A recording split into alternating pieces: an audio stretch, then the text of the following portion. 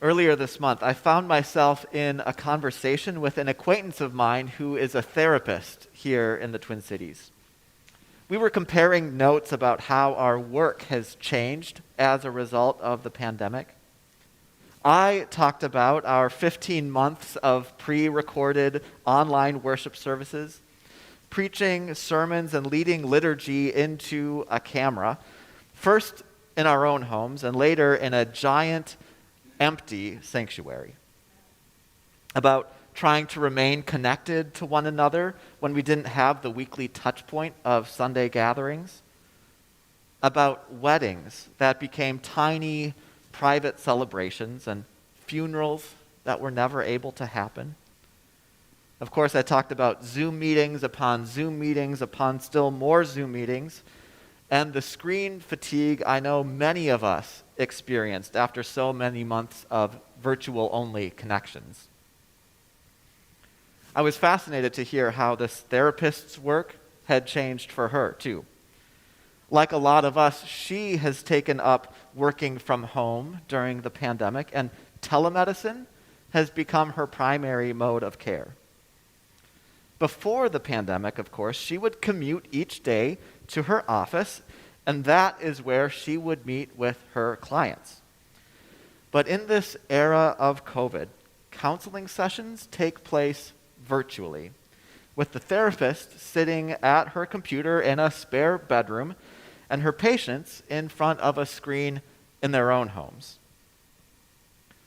Now, telemedicine isn't all bad, she said. For one thing, meeting virtually means patients don't need to worry about who might see them walking into a therapist's office. They can meet with their therapist privately from the comfort of their own home. Which leads to another point. Telemedicine makes counseling much more accessible to people living in rural areas where the nearest therapist might be many miles away. This therapist acquaintance of mine, who happens to be a young mother, also described how therapy sessions have sometimes been interrupted and complicated by the presence of her child in that spare bedroom that has become her home office. Actually, she's discovered that allowing her clients a small glimpse into her own home life, giving them an opportunity to see that she's also a mom and has a life outside her therapeutic practice, that's been a form of self-disclosure that's sometimes deepened the therapist-client connection. But there's one thing, she said, about conducting therapy via screen that has been very hard. She said that it's really difficult in a telemedicine appointment to co-regulate with a patient who is dysregulated. Now, co-regulation and dysregulation are words that were totally new to me, and she must have seen the puzzled look on my face because she went on to explain how human bodies have this amazing capacity to regulate other human bodies. For example, when I yawn, you yawn too. If you laugh, I feel happy. When you cry, I get emotional myself. If I am calm, you find yourself calming down too. Guided by the science of co-regulation, therapists are intentional about using soothing tones and speaking more quietly and slowly during therapy, trying to look clients in the eyes and stay right with them emotionally, all of which helps patients relax, focus, and be more present themselves. Whether they have the language for it or not, most parents know something about co-regulation because actually, co-regulation begins in the womb. Co-regulation is what's going on when an unborn baby hears the voice of their mother or when their mother's movement soothes them. It's what's happening when parents rock their infants, hold them, speak to them, babble with them, and smile at them. Babies soon learn from that they can smile and talk back. Co-regulation is also at work when a child falls and they immediately look to their parents to know how they're supposed to react. If the parent comforts them without panicking, children are able to move on quickly. When little people are overwhelmed with emotion, parents do best when they model calm rather than mirroring back chaos. This is co-regulation. And co-regulation has the power to rewire our brains so that with time, things that once triggered us or sent us into a tailspin no longer have the same effect and happen less often. But this amazing capacity for co-regulation requires that two human bodies share space with one another. It's much, much harder to co-regulate with another person when you're in separate places, communicating, say, across screens. You've got to be in the same room together. We have to experience one another in real life, in the flesh, physical bodies interacting with one another and affecting one another in real and significant ways. I wonder if there is a lesson for us in this about incarnation. The Word becomes flesh and dwells among us. God becomes a human and shares space with us, a physical body who interacts with us and shapes us and teaches us how to embody the peace of Christ. Now, I'll admit that this is not a particularly elegant turn of phrase, but maybe you can at least agree that it's a profound idea, that by becoming flesh and dwelling among us, God co-regulates with us.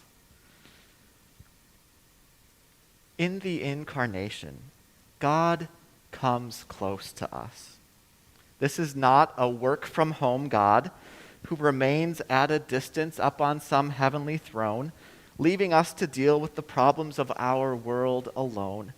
Not a God who is detached from our struggles or unmoved by our anxieties and fears.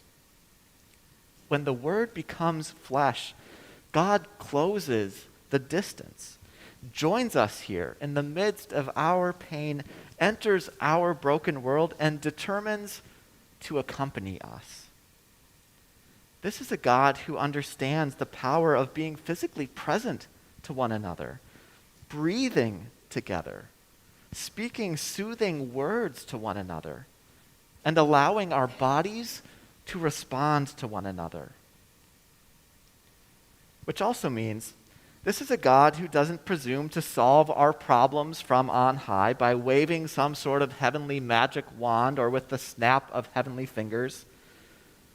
Our incarnate God is a God who comes alongside us and shows us a new way of being in the world, who models peace and steadiness and strength in the face of adversity, who embodies calm when the world is full of chaos and anxiety, and helps us find calm ourselves.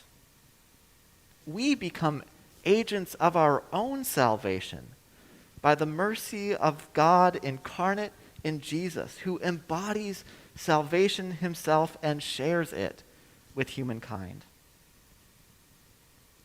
What's more, we who follow the way of Christ and are baptized in his name, we become the body of Christ ourselves. By God's grace, we are empowered to go into the world modeling peace, embodying calm, soothing anxious bodies as we show up alongside others who feel tossed about by the chaotic forces swirling around us today. We are Christ's body, called ourselves to incarnate God's mercy and love for the sake of a world that longs for peace and reconciliation. as this therapist friend and I were comparing notes about our experiences of working during the pandemic, I also lamented our inability to sing together for months on end. It was amazing what Tim and Paul were able to do for this congregation by the wonders of technology to enliven our online worship with beautiful music, but nothing beats congregational singing. Thanks be to God that we're able to be here together in person today and to sing the songs that we missed singing together last Christmas.